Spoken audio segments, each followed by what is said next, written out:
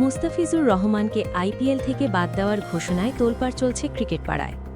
সোমবার ৫ জানুয়ারি তথ্য সম্প্রচার মন্ত্রণালয়ের পক্ষ থেকে দেওয়া এক বিজ্ঞপ্তিতে বাংলাদেশে আইপিএলের সব খেলা ও অনুষ্ঠান সম্প্রচার বন্ধের নির্দেশ দেওয়া হয়েছে।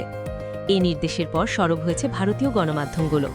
সভাপতি ফলাও করে প্রকাশ করছে সংবাদটি। পশ্চিমবঙ্গের জনপ্রিয় সংবাদ মাধ্যম আনন্দবাজার পত্রিকা শিরোনাম করেছে, বাংলাদেশে নিষিদ্ধ আইপিএল সম্প্রচার। জনস্বার্থে অনির্দিষ্টকালের জন্য সিদ্ধান্ত ইউনূস সরকারের। সংবাদ প্রতিদিন শিরোনাম দিয়েছে, মুস্তাফিজুরের বদলা, বাংলাদেশে নিষিদ্ধ আইপিএল সম্প্রচার। এবার কূটনীতির ২২ গজে ঢাকা দিল্লি লড়াই। নিউজ ১৮ বাংলা শিরোনাম, এবার বাংলাদেশের ব্যান আইপিএল সম্প্রচারে। জারি নিষেধাজ্ঞা চরমে উঠল মুস্তাফিজ বিতর্ক। এবিপি আনন্দের খবর, মুস্তাফিজুরকে বাদ দেওয়ায় আইপিএল সম্প্রচার বন্ধ করল বাংলাদেশ সরকার।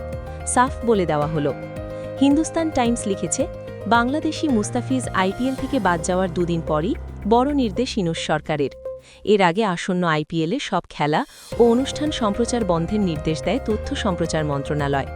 সোমবার ৫ জানুয়ারি মন্ত্রণালয়ের পক্ষ থেকে দেওয়া এক বিজ্ঞপ্তিতে বিষয়টি জানানো হয়।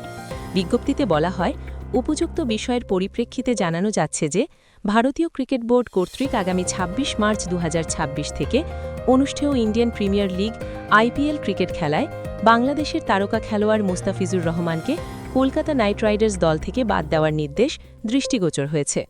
ভারতীয় ক্রিকেট বোর্ডের এহেন সিদ্ধান্তের কোনো যৌক্তিক কারণ জানা নেই এবং এমন সিদ্ধান্ত বাংলাদেশের জনগণকে ব্যথিত, মর্মাহত ও ক্ষুব্ধ করেছে।